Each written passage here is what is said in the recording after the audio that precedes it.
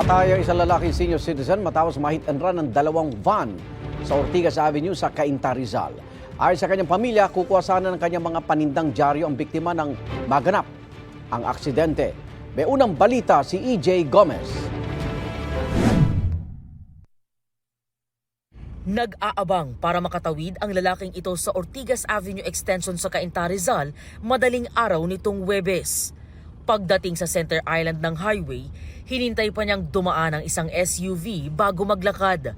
Pero bago pa man niya marating ang kabilang kalsada, isang L300 van ang bumangga sa lalaki. Nasagasaan din siya ng kasunod na puting van. Nakita sa isa pang CCTV ang dalawang magkasunod na van bago maganap ang mga pagbangga. Dead on the spot ang biktima. Kitang-kita naman sa CCTV na mabilis yung dating nung L300 FB van na natumbok siya mismo. Tinamaan ng kanyang katawan na eksaktong nabundol nung harapan na L300 FB van na natumba siya, bumagok ang kanyang ulo, napuruhan ang kanyang ulo at nabali yung kanyang binti. Kinilala ang biktima na si Narciso Fernandez, 75 anyos na tindero ng dyaryo at residente ng Barangay Santo Niño, Cainta, Rizal.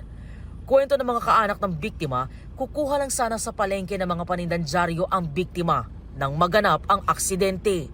Masakit po ang nangyari sa aking asawa.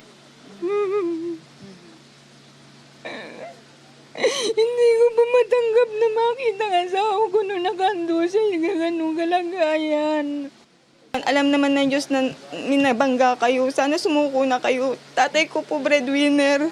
Tapos po, wala po siyang sakit. Wala po siyang maintenance na iniinom. Tapos bigla niyo pong iiwanan na lang po na ganyan.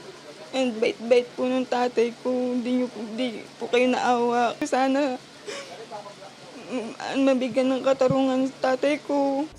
Hindi pa matukoy ng mga otoridad sa ngayon ang plate number ng mga sasakyang nakasagasa. Patuloy naman ang backtracking at investigasyon ng pulisya para matukoy ang mga driver ng mga sasakyang nakabangga sa nasawing biktima.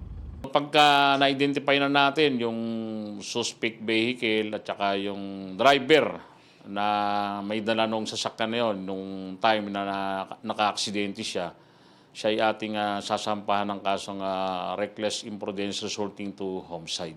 Ito ang unang balita. EJ Gomez para sa GMA Integrated News. Igan, mauna ka sa mga balita, mag-subscribe na sa GMA Integrated News sa YouTube para sa iba't ibang ulat sa ating bansa.